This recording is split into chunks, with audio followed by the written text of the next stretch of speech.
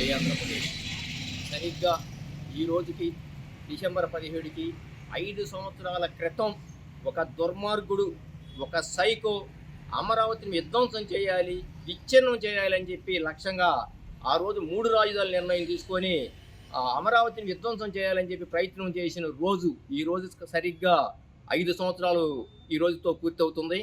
మరి ఈ ఉద్యమంలో మేము చేసినటువంటి 1631 రోజుల ఉద్యమంలో ఎందరో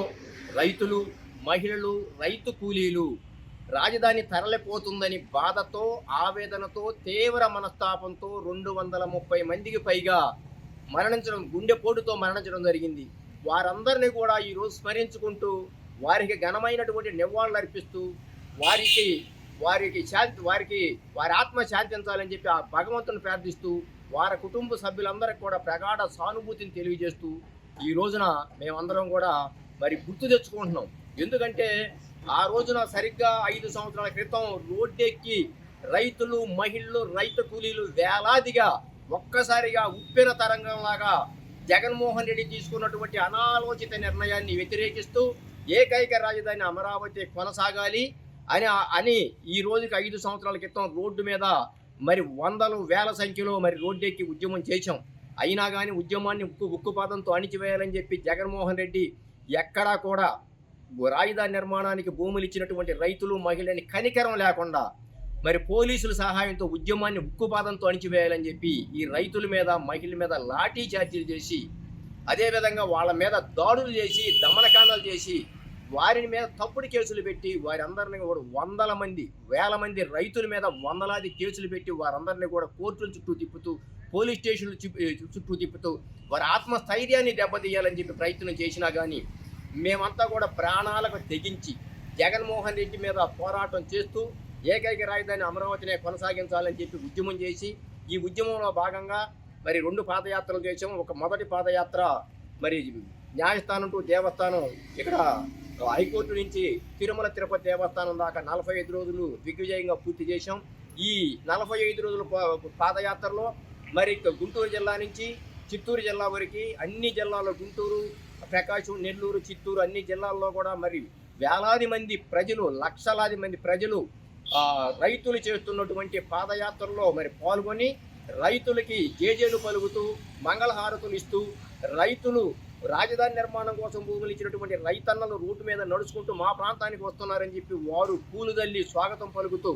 రాజధాని కోసం భూములు కోల్పోయినటువంటి ఈ రైతులు, త్యాగాలు చేసినటువంటి రైతులు వారికి మద్దతు తెలపాలని చెప్పి ఎందరో మరి మద్దతు తెలిపినటువంటి పరిస్థితి. ఆ తర్వాత 2వ పాదయాత్ర మళ్ళీ ఇక్కడి నుంచి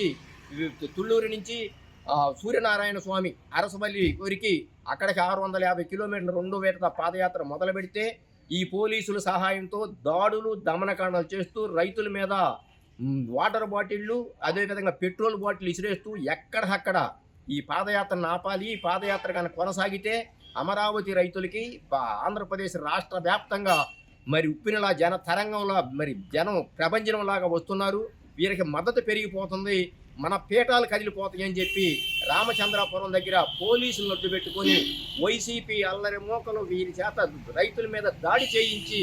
ఆపినటువంటి పరిస్థితి. అయినా కానీ ఎక్కడా కూడా వెనక తగ్గకుండా జగన్మోహన్ రెడ్డి తీసుకున్నటువంటి ప్రతి నిర్ణయాన్ని కూడా, ప్రతి తప్పుడు జీవోను కూడా వ్యతిరేకిస్తూ న్యాయస్థానాల ద్వారా అమరావతిని కాపాడుకోవడం జరిగింది. అమరావతిని ఎక్కడా కూడా జగన్మోహన్ రెడ్డి తీసుకున్నటువంటి ప్రతి తప్పుడు జీవోని, తప్పుడు నిర్ణయాన్ని కూడా వ్యతిరేకిస్తూ అమరావతి నిలబెట్టుకోవడం జరిగింది. మరి 6 నెలల క్రితం జరిగినటువంటి ఎన్నికల్లో జగన్మోహన్ రెడ్డి తీసుకున్నటువంటి అనాలోచిత నిర్ణయానికి, రాక్షస పరిపాలనకి, అతని సైకో పరిపాలనకి రాష్ట్ర ప్రజలందరూ కూడా చరమగీతం పడుతూ వైసీపీ పార్టీని బంగాళాఖాతంలో కలపడం జరిగింది. ఆ తర్వాత మరి అమరావతి సృష్టికర్త, అదేవిధంగా ఆంధ్రప్రదేశ్ ముఖ్యమంత్రి నారా చంద్రబాబు నాయుడు గారు ఆంధ్రప్రదేశ్ రాష్ట్ర ముఖ్యమంత్రిగా పగ్గాలు చేపట్టడం, గత 6 నెలలుగా అమరావతి అభివృద్ధి కోసం అహర్నిశలు ప్రయత్నం చేస్తూ ఈ రోజున 31,000 కోట్ల రూపాయలు మరి నిధులు సమీకరించి ఈ డిసెంబర్లోనే టెండర్లు పిలిచి మరి జనవరి నుంచి కూడా పనులు మొదలు పెట్టడానికి యుద్ధ ప్రాతిపదికన సన్నాహాలు చేస్తున్నారు. కాబట్టి మేమందరం కూడా కూటమి ప్రభుత్వానికి, అదేవిధంగా నారా చంద్రబాబు నాయుడు గారికి రైతులందరి తరఫున హృదయపూర్వక ధన్యవాదాలు తెలియజేస్తున్నాం. జై అమరావతి.